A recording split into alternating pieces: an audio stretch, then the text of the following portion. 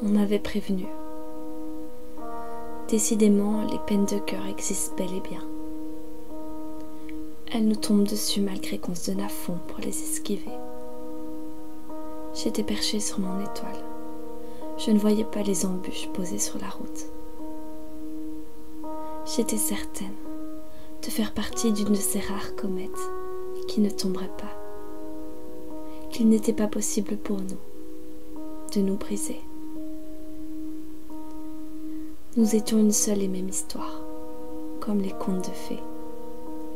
Je me suis accrochée à ça de toutes mes forces. Mais on ne raconte jamais les dessous cachés.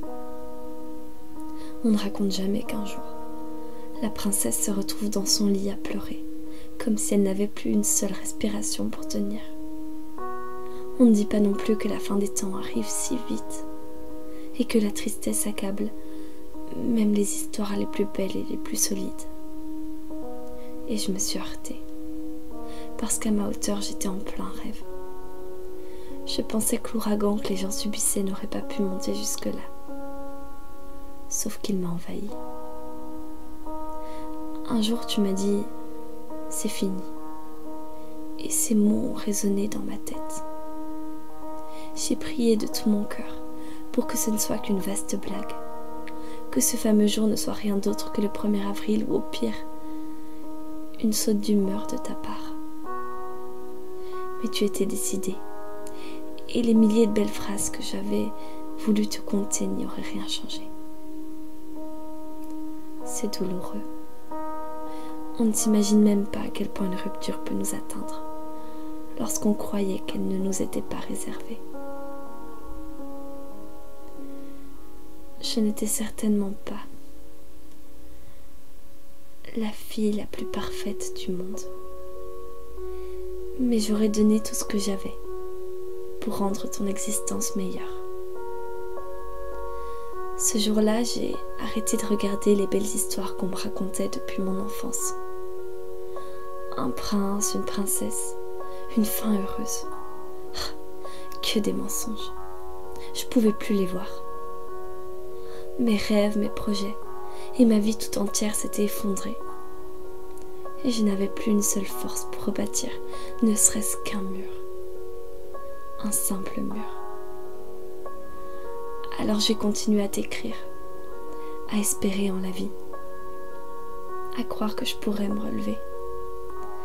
J'étais dans le déni et c'est ça qui m'a sauvée. J'ai posé quelques briques car il fallait quand même faire des efforts.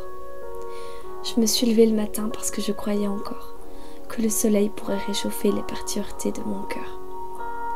J'ai marché et avancé en espérant pouvoir te croiser, au moins pour savoir.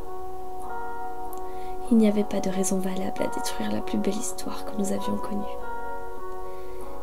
Je crois que vivre, espérer et avancer paye. Il m'a fallu seulement quelques pas pour te retrouver. Et je m'étais promis, avec toute la tristesse et la colère en moi, que si je te revoyais, je te dirais combien j'étais détruite de ton départ, que je te hurlerais combien c'est dégueulasse, combien celle-là ne valait pas forcément mieux que moi.